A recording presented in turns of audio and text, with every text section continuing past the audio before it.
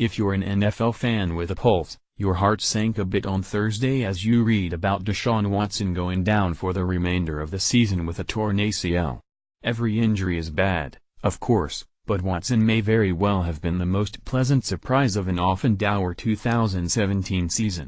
As an exciting young player playing in a city that has been on a roller coaster through tragedy to the joy of Wednesday night's World Series victory, there might be no player in the league that neutral fans would have wanted to see stay healthy more than Clemson's national champion quarterback. Watson's injury raises all kinds of questions. Let's try to answer a few of them here. Is there a rash of injuries going around the NFL this season? It's difficult to say. The attrition rate in the NFL is remarkably and frustratingly high on a year-to-year basis, but it's fair to wonder if this season seems particularly bad. As I mentioned while recording my podcast with Mina Kimes, all you need to do to imagine an injury crisis in the NFL is to watch one or two commercial breaks during an NFL game. You're bound to see ads with Odell Beckham Jr., Aaron Rodgers and J.J. Watt, two of whom are done for the year with the other out indefinitely. Rodgers. In terms of quarterbacks, let's try to contextualize the problem. As of Week 9, there are 6 starting signal callers on the shelf: Watson, Rodgers, Sam Bradford, Andrew Luck, Carson Palmer, and Ryan Tannehill. Jay Cutler, filling in for Tannehill, would qualify as the 7th if he's unable to play Sunday. That's a high number, but not remarkably so. Last season in Week 9, for example, 4 starting quarterbacks were out injured: Cutler, Robert Griffin, Tony Romo, and Alex Smith, the latter of whom would return the following week. At this time 10 years ago, and a 2007 season held up as the peak of football, 6 would-be starters were out of the lineup.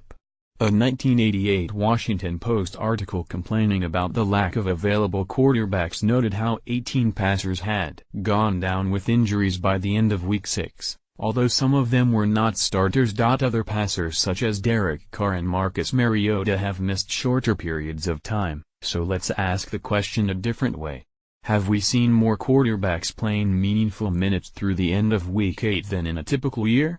One way to check for this is by just simply counting how many quarterbacks have thrown a meaningful number of passes. I'll set the bar at 30 pass attempts. Through the first 8 weeks, we've seen 41 quarterbacks throw 30-plus passes this season, which is right in line with expectations. Since the league expanded to 32 teams and went to its current schedule structure in 2002, an average of 42.7 passers have thrown 30-plus passers through 8 weeks, ranging from 35 2012 to 48 2002 and 2007. It's impossible to differentiate between injured and benched quarterbacks with this methodology, but given that the figure isn't even at what we would expect given history, it's fair to say that this isn't a particularly egregious year in terms of quantity of injured quarterbacks. I'd argue we're not dealing with a disproportionate number of quarterback injuries, but the quality of those missing quarterbacks is uncommonly high. I don't think it's necessarily a surprise to see Bradford, Palmer or Tannehill hurt, but consider that we're down arguably the league's most talented quarterback Rodgers, its most impressive rookie passer Watson, and a surefire franchise passer in his prime. Luck. Was Watson off to the best start of any rookie in recent memory?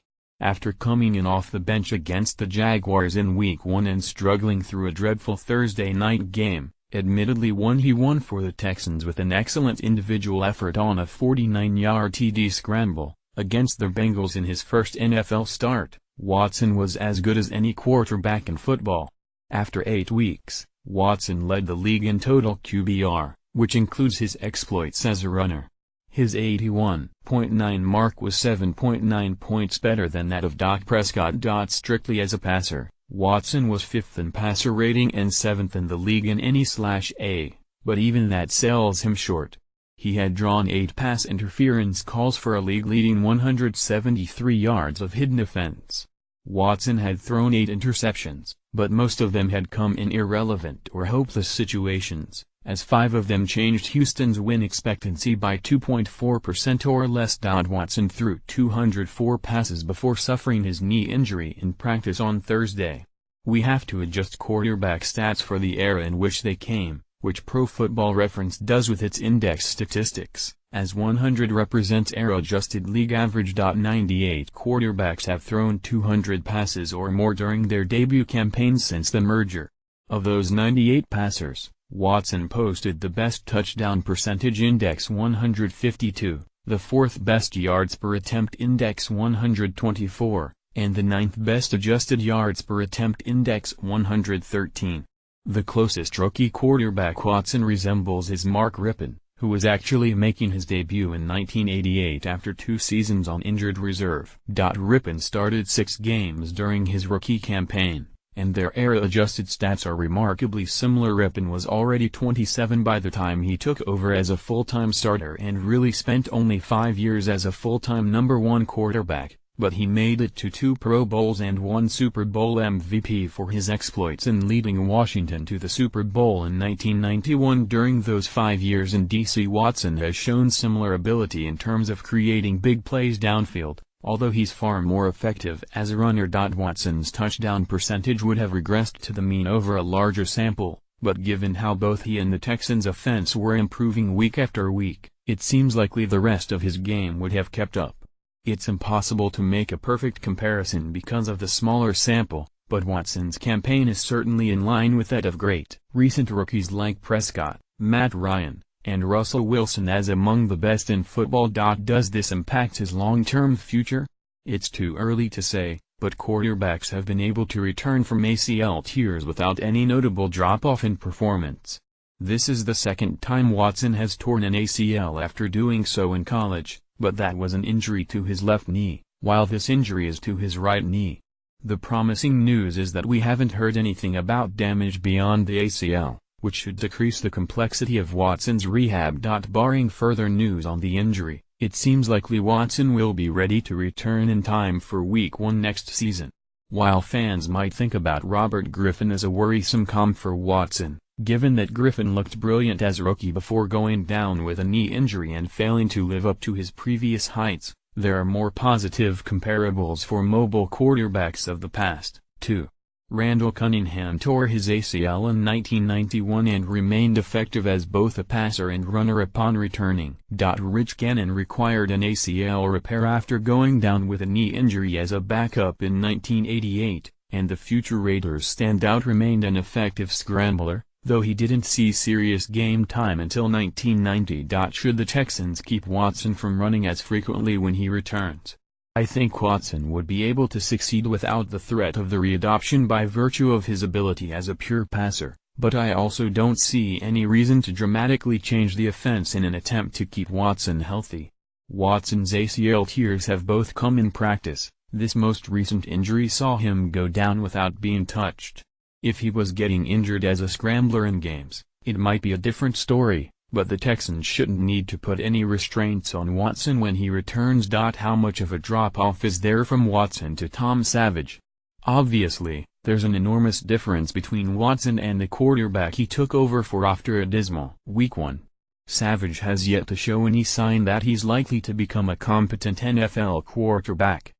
The former Pittsburgh and Rutgers passer failed to show pro-level accuracy as an amateur, and his 105 pro passes have produced a passer rating of 73.9, nearly 30 points worse than Watson's 103.0 mark. Furthermore, it's telling that the Texans drafted Savage in 2014 and yet repeatedly looked outside the organization to add Brock Osweiler and then Watson in lieu of giving Savage the starting job. The immediate impact in Vegas was significant. The line for Houston's Sunday game against the Colts at the Westgate Las Vegas Sportsbook moved by 5.5 points, with the Texans 12.5-point favorites before the Watson injury and 7-point favorites after.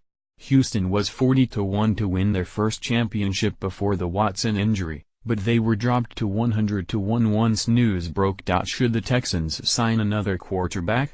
They already have, at least as an emergency measure. Savage was the only other quarterback on the active roster, as Brandon Weeden was cut after training camp and caught on with the Titans. Bill O'Brien went back to his Penn State days and signed former Raider Matt McGloin, who played under O'Brien in State College during the 2012 season. McGloin posted a 75.3 passer rating over 4 years as a Raiders backup, throwing 11 picks on what amounts to about a half season's worth of pass attempts. The name that will inevitably pop up in connection with this vacancy, of course, is Colin Kaepernick. If we lived in a world in which NFL owners were acting rationally, the Texans would have already signed Kaepernick to fill in. McGloin and Savage haven't been effective in any NFL system and don't have anything resembling the athleticism required to succeed in the offense O'Brien has installed with Watson, which has employed readoption concepts from Watson's playbook at Clemson. Those ideas require the quarterback to be a threat to run and the ability to throw downfield, both of which Kaepernick can do. Much has been made of Kaepernick's supposed inability to throw in the pocket, but his career passer rating in the pocket is 90.3, comfortably better than that of Savage 79.8 or McGloin 78.3. Watson also spent plenty of time bootlegging and scrambling out of the pocket. The rookie threw 45 passes outside of the pocket before going down, second most in the league behind Russell Wilson. Two obstacles stand in the way of Kaepernick, who O'Brien called a good football player in March. One is Kaepernick's ongoing collusion lawsuit against the league. The other is the presence of owner Bob McNair, who inspired a near mutiny within the Texans' locker room by referring to the league's players as inmates during a meeting with players in New York City. It's perhaps telling that Texans players essentially appointed left tackle Dwayne Brown as their representative in light of McNair's comments, only for Houston to subsequently deal Brown to the Seahawks at the trade deadline in lieu of giving their longtime left tackle a contract extension. Could McNair bring himself to sign Kaepernick? Would McNair attempt to sign Kaepernick in an attempt to repair his name? Would Kaepernick even be willing to play for an owner who made such an insensitive remark? We'll see in the weeks to come, but there's no football-related reason to play Savage, McGloin, or any other available quarterback over Kaepernick. Can the Texans still win the AFC South? Even with Watson, Houston's chances of claiming a third straight division title weren't great. The Texans were 3-4 and a game back of both the Jaguars and Titans in the AFC South, with the Jaguars holding the head-to-head tiebreaker over Houston after that blowout in Week 1. According to the Football Power Index, the Texans had just a 29.7% chance of making the playoffs and a 12.4% of winning their division. Those divisional titles have come with Brian Hoyer, who probably wouldn't have returned to Houston even if the Watson injury had come before he signed with the Patriots and Osweiler as primary quarterbacks, so it's hardly as if the Texans have needed great quarterback play to succeed. The difference between those teams and this one, of course, is injuries on defense. The Texans are already without Watt and Whitney Merciless, who are done for the year. Brian Cushing is suspended until Week 14, and replacement Dylan Cole is already out Sunday. Houston's defense has still impressed for stretches this season. It ranks 8th in DVOA, but it has played what amounts to nearly 3 games without Watt and Merciless. With the two-star edge rushers going down early against the Chiefs, the Houston defense allowed Alex Smith and the Kansas City offense to score 35 points.